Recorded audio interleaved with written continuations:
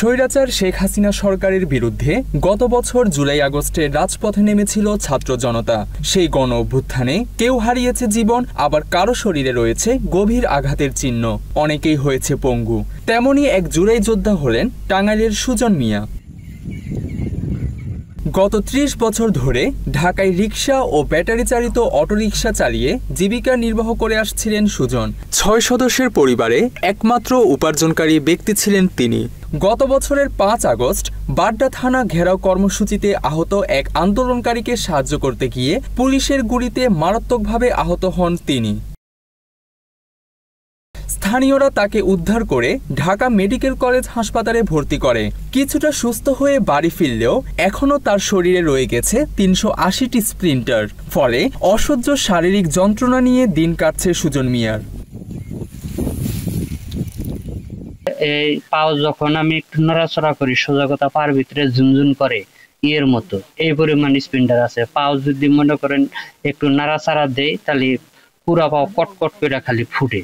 সংসার মোটামুটি অনেক কষ্টে চলতেছে, কিন্তু কিছু করার নাই, কাজও করতে পারতাছি না। ২ তারিখ গেলাম ঢাকা, কিন্তু কাজ করতে আগ্রহী ছিলাম কিন্তু সাহস পাই না। আর মালিকরাও বলে যে অবস্থায় আপনি গাড়ি চালাইতে পারবেন না। অনিশ্চিত ভবিষ্যৎই তো, কারণ আমি কাজ করতে পারতাছি না, আমার উপরে এই সংসার। বাচ্চা কাচ্চা হয়তো একটু কাজ যখন করতাম তখন একটু ভালো খাইতো, হয়তো ভালো চলতো, সেই দিক থেকে তারা বঞ্চিত হয়েছে। আর এই অবস্থা কতদিন থাকবো একমাত্র আল্লাহ মালিকই জানে, কারণ আমার তো আর অর্থ সম্পদ নাই যে আমি ২-১ বছর বৈশা খাইলে মোটামুটি আমি চলতে পারবো, কিন্তু হে সামর্থ্য নাই। আমি একদিন বইয়া খাইলে ৫ দিনকার মনে করেন ফের বাজে। সুজনের স্ত্রী নূপুর জানান, টাকার অভাবে স্বামীর চিকিৎসা এবং সন্তানদের পড়াশোনার খরচ জোগাতে হিমশিম খাচ্ছেন তিনি। এই ব্যাপারে সরকারের সহযোগিতা কামনা করেন নূপুর। পোলাহানের পড়াশোনার তো খুব কষ্ট, ঘরে বসে রয়েছে আজকে যাবত ৯ মাস। এখন তো আর মনে করেন সংসার চলতেছে না, আমার খুব কষ্টে গেতেছে। পোলায় পরীক্ষা দিবার চাইতেছে না, পোলায় কয় যে পরীক্ষা দিমো, এখন পরীক্ষার ফিস হয়েছে ৮০০ টাকা। ৮০০ টাকা পরীক্ষার ফিস দিয়ে তুমি পরীক্ষা দেওয়া, আমার গাইড কিনে দিয়ে হারো না, আমি কেমনে পরীক্ষা দেবো? মেয়ে কইতেছে আমার একটা বোরকা কিনে দাও, গাইড কিনে দাও, নাই তাইলে আমি কেমনে পরীক্ষা দেবো? মেয়ে পোলায় একটাই পরীক্ষা দিবার চাইতেছে না।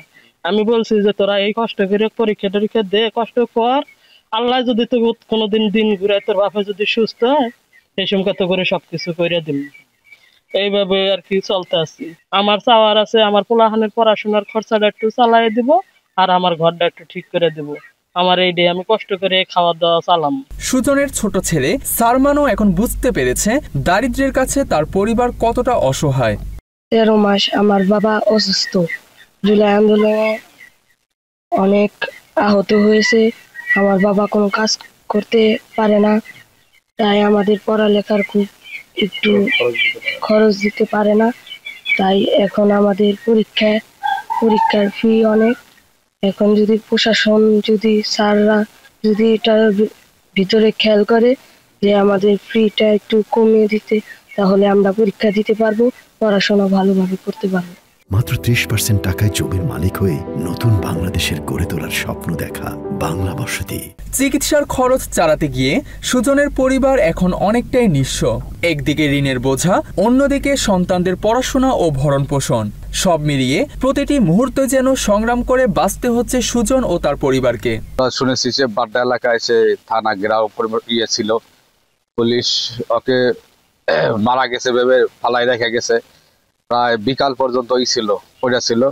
ওর খোঁজ পেয়ে ওর পরিবারে এতই অভাব ছিল যে ওর ওয়াইফ খোঁজ পেয়ে ওর বাপের বাড়ি অবি লোকজন সেখান থেকে টাকা ধার করে নেয়, ওর খোঁজ করে নেওয়ার জন্য ঢাকায় যায়। দিন রাত চলতেছে না, খুব বাবা এবারে কালকা করতেছে, আর খুব কষ্ট, খুবই ঘুরতে আছে। এটা পয়সা নিয়ে কেউ কর্জ দাও, কে এই দেনের সময় কারা দিব না গো, খুব কষ্ট। পুত্রি গোলাহান নইয়া এবারে খুব ইয়ে পড়া গেছে। তার ইনকাম নাই, ঘরে বসে সারাদিন শুয়েই থাকে, ২-৪ বাইরে হয় না, এই অবস্থায় চলতে আছে। সুজনকে সব ধরনের সহযোগিতার আশ্বাস দিয়েছেন ভুয়াপুর উপজেলার নির্বাহী অফিসার আবু আব্দুল্লাহ খান। আমরা ইতিমধ্যে উপজেলা প্রশাসন থেকে তার বাড়িতে এখন বর্ষাকালে আমরা দেখেছি যে তার বাড়ি থেকে পানি পড়ে। আমরা এখানে উপজেলা থেকে আমরা টিনের ব্যবস্থা করে দিয়েছি এবং তাৎক্ষণিকভাবে যে আমাদের সরকার থেকে যে প্রাপ্ত শুকনো খাবার সেটা আমরা ব্যবস্থা করে দিয়েছি। এবং আমরা যে যারা এরকম দুঃখ কষ্টে দিন যাপন করতে আছে তারা যেন ভালোভাবে থাকতে পারে এবং সরকারি যে কোনো সাহায্য পাওয়া মাত্রই যেন তাদের কাছে আমরা পৌঁছে দিতে পারি, সে ব্যাপারে সবসময় আমরা তাদের পরিবারের সাথে খোঁজখবর রাখতে আসছি। সুজনের স্বপ্ন একদিন তিনি পুরোপুরি সুস্থ হয়ে স্ত্রী সন্তানদের নিয়ে স্বাচ্ছন্দ্যে জীবনযাপন করবেন। Desk report, Bangla addition.